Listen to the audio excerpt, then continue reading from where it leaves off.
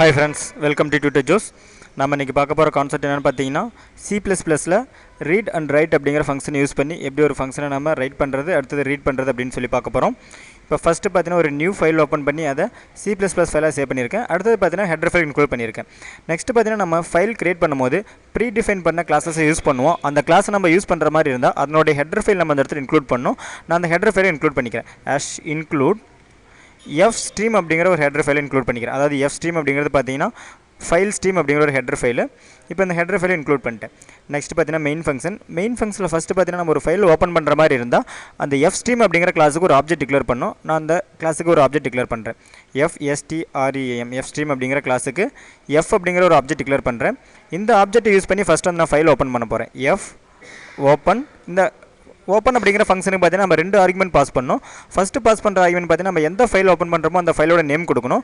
இரண்டாவது ஆர்குமென்ட் பார்த்தீங்கன்னா மோட் அப்படினு சொல்லுவோம். அதாவது மோட் அப்படிங்கிறது பார்த்தீங்கன்னா நம்ம அந்த ஃபைலை ரீட் பண்றோமா ரைட் பண்றோமா அத நம்ம மோட் அப்படினு சொல்லுவோம். ஃபர்ஸ்ட் அந்த ஃபைல் நேம் நான் ஆர்குமென்ட்டா கொடுத்துறேன்.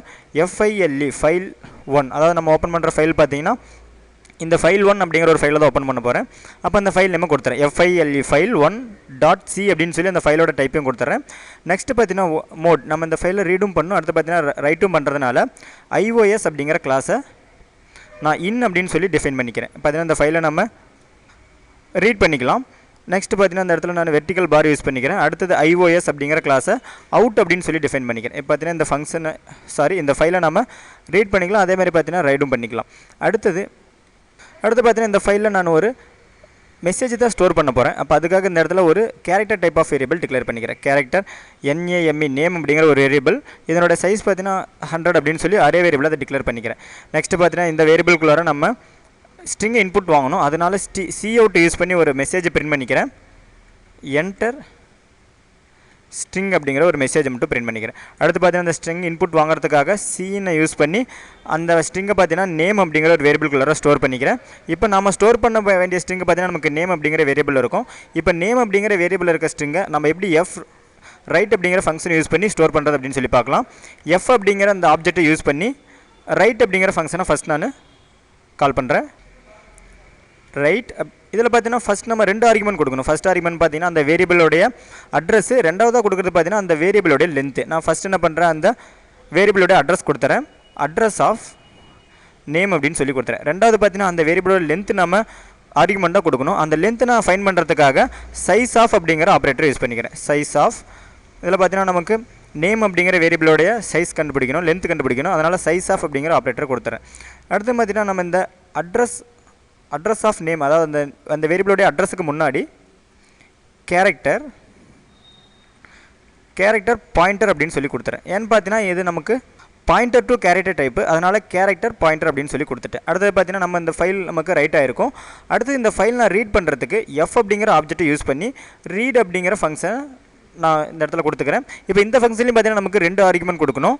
அந்த ரெண்டு ஆர்குமென்ட் பாத்தீங்கன்னா ஃபர்ஸ்ட் நமக்கு address of வேரியபிள், அடுத்து பாத்தீங்கன்னா அந்த வேரியபிளோட லெந்த். இதுவும் பாத்தீங்கன்னா நமக்கு character to pointer, அதனால character pointer னு சொல்லி கொடுத்துறேன். அடுத்து பாத்தீங்கன்னா அந்த வேரியபிளோட அட்ரஸ் நம்ம கொடுக்கணும்.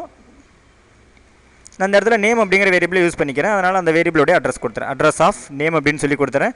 நெக்ஸ்ட் பாத்தீங்கன்னா அந்த வேரியபிளோட லெந்த் நம்ம ஆர்குமென்ட்டா கொடுக்கணும். size of ஆபரேட்டர் யூஸ் பண்ணிக்கிறேன். size of name அப்படிங்கற வேரியபிளோட லெந்த் நான் ஆர்குமென்ட்டா கொடுத்துறேன். பாத்தீங்கன்னா நமக்கு ஃபைல் ரீட் ஆகி அந்த நேம் அப்படிங்கற வேரியபிள்குள்ள இருக்கிற வேல்யூ ஸ்டோர் ஆயிருக்கும். அந்த வேரியபிள்ல இருக்க அந்த மெசேஜை நான் பிரிண்ட் பண்றதுக்காக cout யூஸ் பண்ணி நான் பிரிண்ட் பண்ணிக்கிறேன். நேம் அப்படிங்கற வேரியபிள்ல இருக்க அந்த ஸ்ட்ரிங்கை பிரிண்ட் பண்ணிக்கிறேன். ஃபைனலா பாத்தீங்கன்னா அந்த ஃபைலை க்ளோஸ் பண்றதுக்காக அப்படிங்கற ஆப்ஜெக்ட் யூஸ் பண்ணி க்ளோஸ் அப்படிங்கற ஃபங்க்ஷனை நான் கால் பண்ணிக்கிறேன். பாத்தீங்கன்னா அந்த ஃபைல் க்ளோஸ் ஆயிடும். இப்போ ஃபர்ஸ்ட் பாத்தீங்கன்னா அந்த ரைட் அப்படிங்கற ஃபங்க்ஷன் அந்த ஃபைலுக்குள்ளார நம்ம கொடுத்த ஸ்ட்ரிங்கை பாத்தீங்கன்னா ரைட் பண்ணிரும். அடுத்து பாத்தீங்கன்னா அந்த read அப்படிங்கற ஃபங்க்ஷன் அந்த ஃபைலுக்குள்ள இருக்கிற டெக்ஸ்ட்டை பாத்தீங்கன்னா நமக்கு இன்புட்டா எடுத்து நமக்கு அதை பிரிண்ட் பண்ணும். இப்போ ஜஸ்ட் நான் அதை சேவ் பண்ணிட்டு கம்பைல் பண்றேன். நெக்ஸ்ட் ரன் பண்றேன். enter the string நான் tutor அப்படினு சொல்லி ஒரு ஸ்ட்ரிங் கொடுக்கிறேன்.